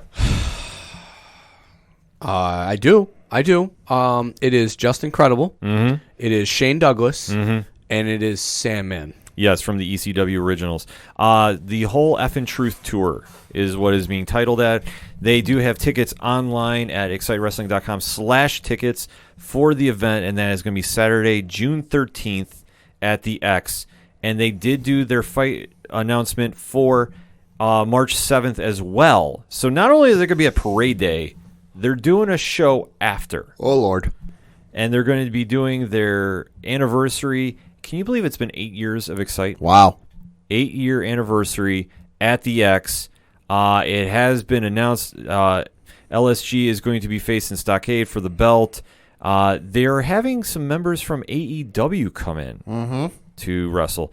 Part of the Dark Order faction. The gentleman escaped me at this time.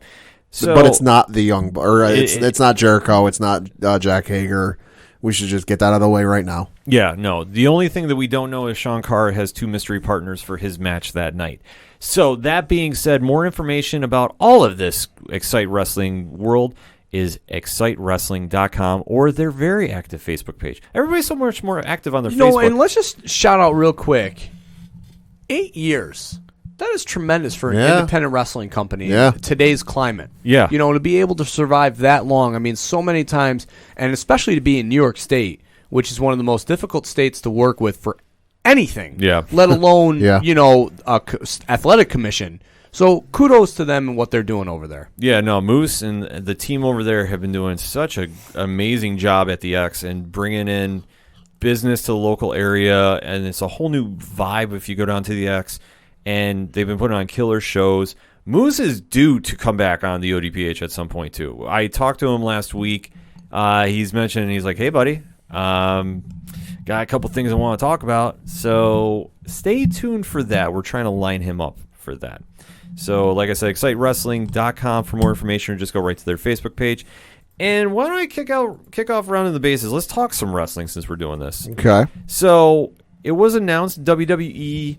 The next Saudi show they're doing... End of the month. Yep. Goldberg is coming back to fight Bray Wyatt. Ugh. Coach, your thoughts on this? I won't watch it, so I won't have to worry about it because I have zero interest in anything that Bill Goldberg has to do with WWE, let alone what he has to do with getting a title shot against, The Fiend and Bray Wyatt. I don't want to see it. I don't want to know about it. I don't want nothing to do with it.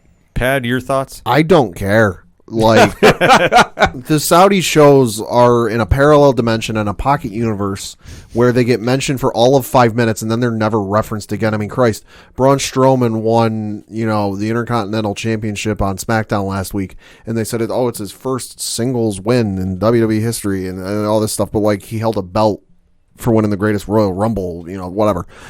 I don't care for the Saudi shows. They're a glorified house show. I mean, I was interested in them for the first one. Yeah, for the first one, right? Where I was like, okay, this is interesting. Like, you had virtually every belt was on the line for that show. And I remember I was working that day, so I couldn't watch, but I was getting the updates on I had every intention of watching when I got out of work that day, but I was getting the updates on my phone, and every time I'd update it I'd look at my phone to see what was going on. It'd be, the champion retained. Every champion retained. So I'm like, this is a glorified house show. Like, you hyped it up and you build it up and you killed it in one fell swoop. I don't care for this show. Goldberg's gonna make yay. He's not gonna win. He's not gonna get the championship. It's gonna be a one and done, and that's gonna be it. And I just don't care.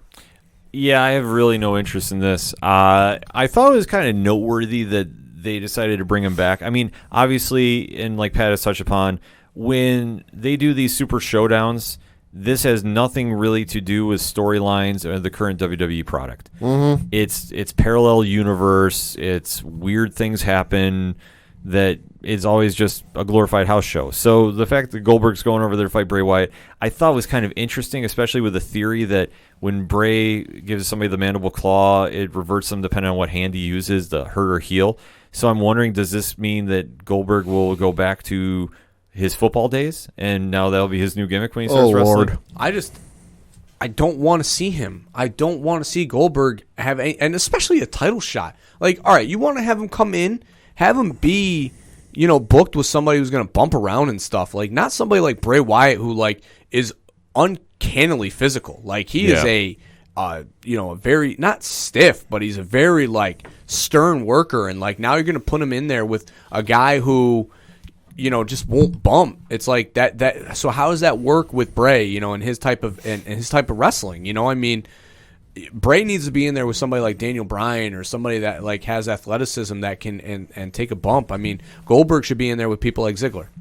Yeah, and that's where I stand on that, because Ziggler will sell. Ziggler will go over the top, over the moon for you. If you put Ziggler in the ring against Goldberg again, selling 9 jackhammers and like 15 spears, I'll watch that. That was funny. Yeah, I mean, this one really isn't moving the needle. Like, the rest of the card is just, it's filler till Mania. They're still going to do the Elimination Chamber at some point.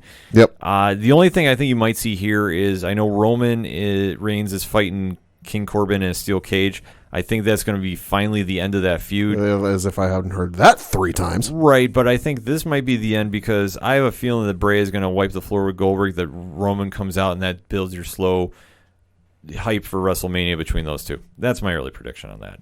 But let's talk about a better card that's going to go on. That's literally any other card. Yes, but one that's coming up this weekend. Oh. And that is NXT TakeOver Portland. Sold. Yeah.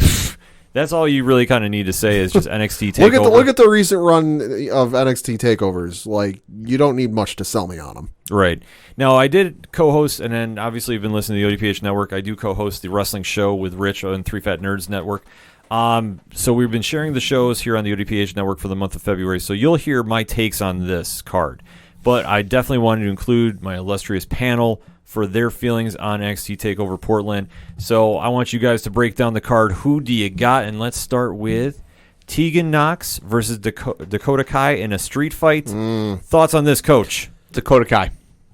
Yeah, no, I'm going with Dakota Kai. I mean, street fight, the hot heel going into it, I think it's going to be Dakota Kai, and I think it's going to be real brutal. How good has Dakota Kai been on her heel turn? Real good. So good. Real good. Yeah, just amazing on this. So next up, your winners of the Dusty Rhodes Classic, the Broserweights. Bro. Pete Dunne and Matt Riddle versus the Undisputed Era. Thoughts on this, Coach? Undisputed Era. This to me is probably the hardest one to pick, just because I enjoy Pete Dunne, Matt Riddle. I'm lukewarm on. He's funny, but I'm not real warm on the guy. I love Undisputed Era. Undisputed Era. Nobody beats Kyle O'Reilly coming out doing air guitar with a belt. Facts. Nobody.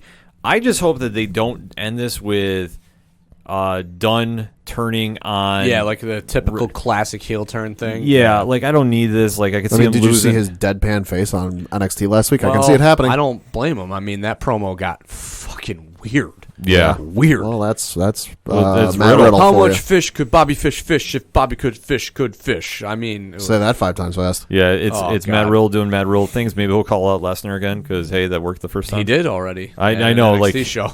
It's just like, bro. Meh. No pun intended. Yeah. But what else can you say?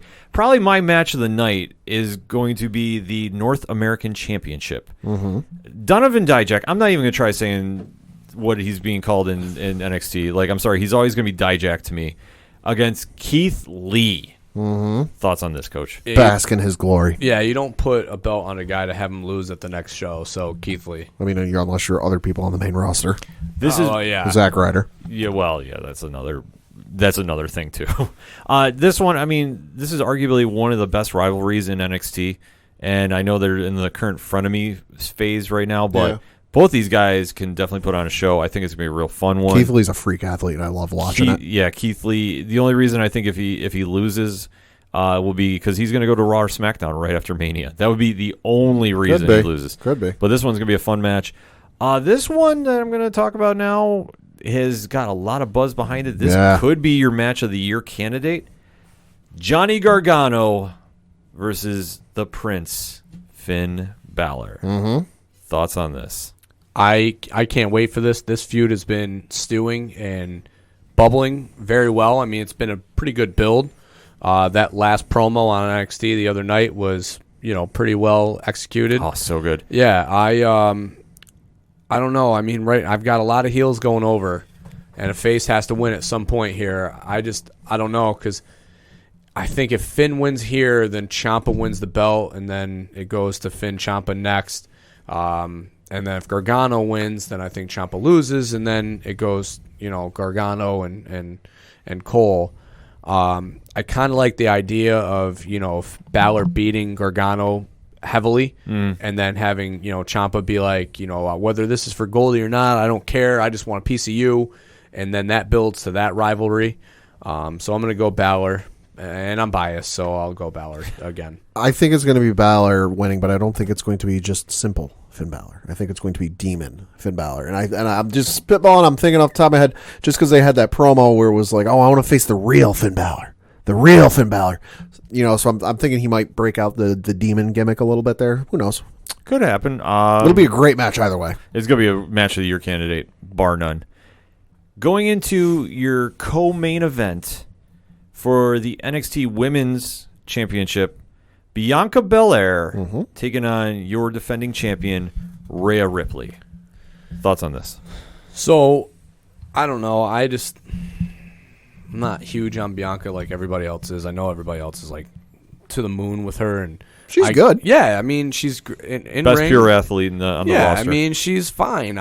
For me, it's not my thing. I don't know. I don't get into it with the whole hair gimmick. It's just not my thing. So but Rhea Ripley, killer, and I mean 23 years old, and she looks like she's been wrestling for 70. I mean she is pure. I can't wait for her and Charlotte. I think that she comes out on top here, and it's just on the way to WrestleMania. Yeah, no, I think it's going to be Rhea retaining the title just because I know the rumors are that it's going to be Rhea versus Charlotte at WrestleMania. I don't think they want to put Charlotte in another triple threat match, back to back years. Nothing against Bianca Belair, she's very good, but I think this is her send off from NXT, obviously given how well she performed at the Royal Rumble. But I think it's going to end up being Rhea Ripley retaining. I think Ripley retains, and I think this is where Charlotte officially makes the match against Ripley for the NXT title at Mania. Yeah, maybe like a little walkout. You walk out point. It's going to happen here. It won't happen on NXT this week. It'll happen here. And to close out the show for the NXT Men's Championship title, Tommaso Ciampa against Adam Cole. Baby. Thoughts on this? I mean, Adam Cole's had the second longest NXT It's title near- run. it's getting nearing up there, the right? longest. Nearing, yeah. I've had a lot of heels go over the show. I've had a lot of heels. And I just had Balor go over before with the idea of him and Ciampa going up next. It's just tough. I don't know. I mean, Adam Cole is such a good heel, and he carries that belt so well, and the whole Undisputed Era thing really predicates, I think, on him, being the champion. But I think Goldie's coming home. Yeah, I think it's going to end up being Ciampa too, and I think it's also going to be the initial setup to maybe possibly see the Undisputed Era get called up to Raw, or moved to Raw or SmackDown. You know, I think they've really done everything you can possibly do at NXT. They've won all the belts they've had, main event matches. I think the next step would be to bring them to Raw or SmackDown and really let them run with that and see what kind of fun they can have. Yeah, I think this might be Adam Cole's swan song for NXT, maybe. With Mania season going on, who knows? I fully expect Adam Cole to be on the Mania card. Yeah. I'm not sure against who. I'm trying to think like Undertaker. No, I'm going to say this is just a complete wild notion. Adam Cole versus Braun Strowman for the IC title. Ooh. Okay. I'm going to throw it out there. I'm going to say, speaking of Taker, there was a certain wrestler that rumors are swirling, has been medically cleared. Don't tell dog. Don't tell dog. There's rumors. That's all I'm saying. Sting. Mm-hmm. Yeah, I don't want that. Rumors are swirling. He's medically cleared. Listen, if this was about 15 years ago, I'd say hell yeah. Yeah, I don't want to see it at this point. I don't want to see it at this stage. I'm sorry. The luster is gone. Especially with how bad. I mean, that last Saudi show, Taker did not look good. Taker looked awful. And I mean, Sting looked good, but now this is 3 years removed since his last time in the ring. Four plus the neck. 4. I don't know. I don't want to see it. Yeah, definitely not sold on that. Sold on the rest of the card here, though. Yeah, NXT looks fantastic like it always does. Yep, NXT Portland will be on Sunday. The Superior Show. February 16th, 7 p.m. start time on the WWE Network. In all of wrestling. Yes. Oh, I said it. I fully agree with you. It's definitely not AEW right now. No, it's not. Come at us. Yeah. At Coach Duffy 11 on Twitter. At ODPH, one of us will chime in right at you. We want that smoke. Yep, at OD Parlay Hour. Gotta have that smoke. At 3 Fat Nerds Pod, too. Because they'll chime. Rich will come right after it, too. Rich would like to. Yeah, Diesel. Well, we're not behind a paywall on Twitter. Yeah. If Diesel ever creates his own Twitter, you might see a Patreon Twitter. Just first time ever, because he is going to go off on it. But that's our wrestling take for the week. So, Coach, why don't you round us with a base here? So, I wasn't here for the preview of the trade deadline, which was unfortunate. Obviously, it's my favorite time of year. So I'm just going to touch on a couple trades that I thought were kind of interesting. Miami, landing the services of Andre Iguodala and then immediately signing him to a $30 million contract extension at like 36, 37 years old. I mean, a smart move for Miami. I think it helps take some of the defensive pressure off of Jimmy Butler, which I think he needs because he needs to be focusing purely on the offensive side with still being able to help defensively. I mean, it's not like he's going to slouch it. That guy's an absolute competitor. Yeah. So my problem in this trade, though, is that they had to give up Justice Winslow, who I think will fit right in with what Memphis is doing. Mm-hmm. So, I mean, to me, I think Memphis looks just as good coming out of this trade as Miami does. Then Houston, with their big trade, sending Clint Capella out of there. I don't know why you would do that. That trade, I mean, Clint Capella works well with them. You need to have at least a body at center. They started a lineup of PJ Tucker, Daniel House, James Harden, Eric Gordon, and Chris Paul. I mean, that was your 5. Yeah. That's real small. When you got Eric Gordon playing your 3 at 6'2", that is a bit of a problem. So they buy into the small ball lineup, and I get that with D'Antoni's system. Just to me, you got to have somebody that rebounds the ball, and I know they beat the Lakers right out of that first playoff game or that first game after the trade deadline. I don't see that lasting in a 4-game series. So we'll see where that goes. And then the Knicks, I might be a little long-winded on this one, so guys, I know you stop me and cut my mic off if I do. No, you've had this building up. I want to let you vent. I mean, Marcus Morris had been a very, very serviceable player for the Knicks, leading scorer. Obviously spurred the Spurs. At the last minute after pretty much inking his deal with San Antonio to become a Spur. Had obviously had contract negotiations with the Clippers. They couldn't work out money. Eventually was going to go to the Spurs, opted for the last 23rd hour phone call from the Knicks to sign there. It's like I get why you make this move because you got another first round pick, but when you have the Lakers and them calling and it's a back and forth thing, and it's like, the original story was the Knicks weren't going to take anything from the Clippers except for Shamet, and they weren't going to take anything back from the Lakers except for Kyle Kuzma. You settle for Mo Harkless. What are you doing? I would have just held.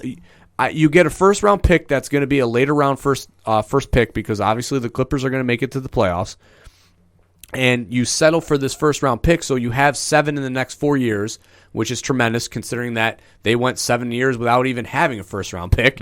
So that's great and all, but I mean it's a later first round pick, which I know Kyle Kuzma was there, blah blah blah. There's guys that have been selected in 28th, 29th spot that have been successful, but to me, why not? You're better off holding on to him and not bending until one of these teams opted to give you what you wanted. They were eventually going to fold. I mean, the Lakers, I guarantee you, if this was the last hour of the trade deadline, they would have said, "All right, fine, take Kuzma." Go. Because they know that Morris is a better player right now, and that's what they're building for right now. So if you would have held fast in your position, I really think that they would have landed it. And and then to hold on to Julian Randle and Bobby Portis, I know Randle was the centerpiece of this offseason, so you don't want to part ways with him, but it's like, come on, man, like what are you doing? That's an opportunity, to trade and not, and then there's Dennis Smith, obviously the trade's kind of dried up for him, but Frank, his name's been out there, and it's like Frank's not playing right now. Like, yeah, he's getting a few minutes here or there, but, stop holding on to these guys and get rid of them if you're not going to play them. They're assets. Use them that way, I mean, you could have gotten a first-round pick from Orlando before they got Markelle Fultz. It's like, use these type of things. Use your assets that you have to accumulate things instead of holding on to them and then ultimately losing out in free agency. It's just goddamn frustrating. And then, now Leon Rose is being talked about coming over from being an agent to becoming the team president, which has worked in Golden State. I believe that the Lakers did the same thing. So while, the Lakers already were built to be great, Bob Myers inherited Seth Curry and Klay Thompson and Draymond, and then put the pieces around him. Obviously, he was huge in the Kevin Durant deal, which pushed them and elevated them, but they were still a good team prior to that, and they were a good team, they're still a good team after that. I don't know. But and to talk about Golden State, that Andrew Wiggins trade was huge. Yeah. When they come healthy, and you're talking about Curry, Klay, Wiggins, Draymond, and fill in the blank for center, they're going to be an okay team. Like, they bounce back with that trade. Getting rid of D'Angelo Russell, who I think is a fine player, which, again, the Knicks should have been on a little more aggressively. It was a brilliant move. I really think, I know that this season is going to be a wash for the Warriors. Next year, they're going to be okay. Next year, they're going to be fully healthy. Next year, I think that those three, it's not going to be as good as Durant, but he can put points. I mean, he is playing very well right now without the two of them. Just wait till next year. I'm just waiting to see if the Knicks flip that pick to go get Urge from Toronto. Oh, my God. No, because Toronto's not going to want that 29th pick in the draft for their general manager. They'll package something. No, because Leon Rose is coming. That's going to be the team president. It's going to be Leon Rose. So they're not even going to do anything with Toronto. They're just going to accept that. Listen, I understand the value of having first-round picks. What I don't understand is when you were like, we're not going to break unless we get Kuzma or Shamet. And then you break, and you don't get either of them. It's just the state. It's the state of flux they're always in, and and I mean, I just don't get it. Bobby Portis could have at least, been shit. I mean, Mitchell Robinson is outplaying him right now. Yeah, Mitchell Robinson outplaying him. Kevin Knox is still not starting. I mean, Ken, I watched the game last night, and I'm watching them down the stretch, and they have a lineup of Alfred Payton, Wayne Ellington, Reggie Bullock, Julian Randle, and Bobby Portis. Or Mitch Robinson was in. Mitch Robinson was playing the 5. And then Taj Gibson subbed in for him. So, of those 5, who's going to be a Knick next year? Nobody. The So, ball boy. why aren't Kevin Knox, RJ Barrett, Mitchell Robinson. Why are they not in this part of the game? How is Damian Dotson not playing over Reggie Bullock? Is mind-boggling. And Alonzo Trier. Let's talk about poor Alonzo Trier, who's a unrestricted free agent going into this year now, who's just going to walk away for free. And I guarantee you, that man's game is so similar to Jamal Crawford. He is going to flourish becoming that. He's Lou Williams. He's Jamal Crawford. He's in that mold. You know, a small guard who can play the 1 or the 2, but can put up buckets. See, I told you I was going to get long-winded. And I had to let you vent, man. Pad's falling asleep over here. It's so goddamn frustrating. It's the same shit every single week for the last 20 God. years. I thought Pat was going to talk about Calipari. That's why I was waiting. No, Calipari said he's not coming to the Knicks Yet. He said that. He said they interviewed him. They asked him because his agent he works with Leon Rose, like some way. I can't remember what they said the connection was, and he was like, "Yeah, no, I have no interest in joining him there." So that's what he said publicly. That's not what he said behind closed doors. Well, I mean, I don't listen. He's got it made in Kentucky, man. So you're saying there's a chance? Well, you can't always say no, but fuck, it's. Yep. Yeah. You know, I did it again. I went long. I got on a tangent. No, I had to let you vent, man. I just don't get it. Like, I just, how easy you could have gotten a second-round pick for Bobby Portis. There's better talent in the second round than there is at the 28th and 30th spot. Like, there's better talent there, and yet you settle for that pick. You should have gotten Shamet. There's no way in the last hour because, I mean, face it, now the Clippers are they're a much better team, but now they wanted to give you Mark Morris. The guy wasn't even fucking playing right now. He was an afterthought. The dude wasn't even getting minutes. He still hasn't even played in the Knicks uniform. The trade deadline was Thursday. Andre Iguodala played, for God's sakes. The man hasn't played all year. He has no cardio, and he fucking played before him. It is what it is. It's just, God. No, but we're going to get Giannis next year, man. He's coming. He's coming. Giannis is coming. Jason Kidd's going to be the head coach. Giannis and Jason Kidd, they're going to happen. They got cap space. I'm having deja vu to They last got cap year. space. They're going to get Lamar. They're going to get Ball. They're going to get Ball. I'm having deja vu to last year with Zion and KD. We should have had him. It's happening. It's going to happen. Well, KD can't handle playing in New York. Go stay in Brooklyn. I mean, the definition of insanity is literally being a Knicks fan. I've changed for the it. last 20 years. Yeah. It's not even just rinse and repeating. It's just being a Knicks fan.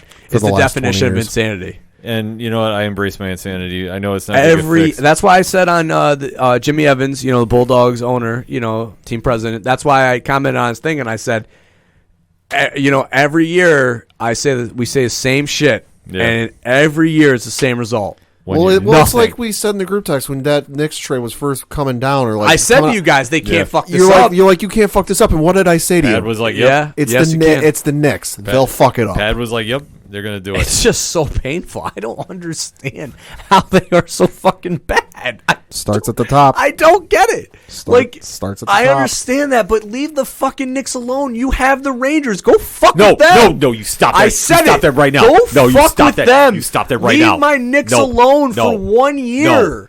The Rangers, oh my God! The Rangers are fine. No, they are fine. I mean, the NHL trade deadline's coming up, and who knows what the Rangers are going to do? That's a whole sell everybody. No, they got enough. They have enough talent. They just got to figure out what they're doing with Kreider. If Kreider's willing to take a discount, they'll keep him. If he's not, then they can flip. They can flip him for something good. But they'll flip him for something good, unlike the Knicks. Well, that's the thing. So I think that what they need to do is just have whoever's running the Rangers slide over and talk to the Knicks, and all will be well. Just slide to the left. The office is right down. Just saying. It's like right there. I'm just saying.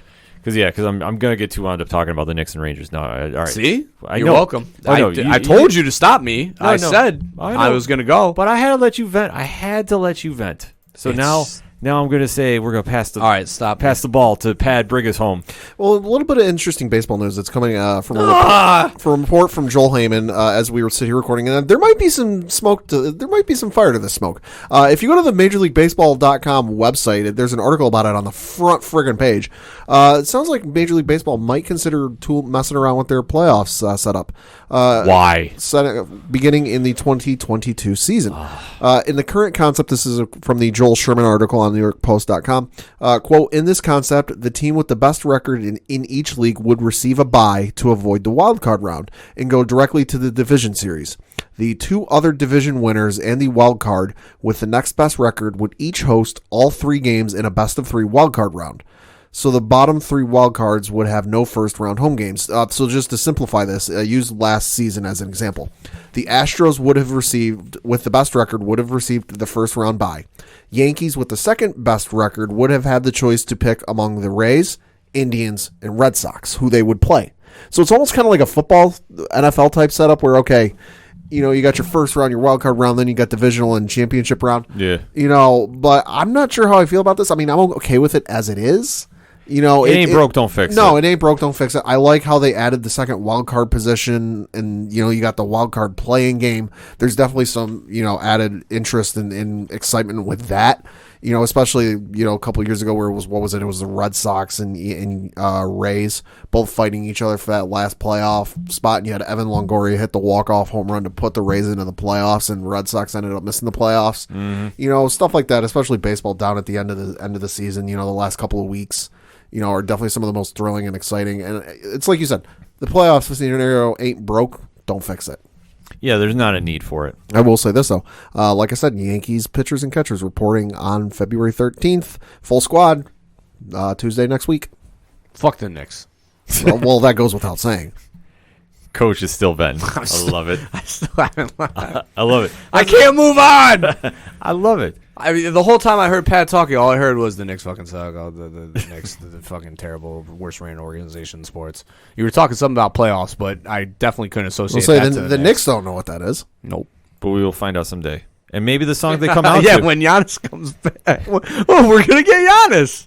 Maybe the song he comes out to is out of Fair City Fire, who does the music for our podcast on the sports show. They're a great band out of Austin, Texas. You want to find out more about them, go to OchoDuroParlayHour.com/music. You can check out all their social media links. You can find out where you can download their great music, along with such bands as Shout at the Robots, Second Suitor, who is going out on tour starting February 13th. Got a big Valentine's Day show locally, so you can check out all that's going on with them. Floodlands, Walking Distance, all the great music you hear on the ODPH podcast at OchoDuroParlayHour.com. You can also check out the ODPH directory. You can find out about Excite Wrestling. You can find out about Off the Cuff Gaming. Shout out to Tom, doing big things on YouTube there. Photography by Mike Blakesley.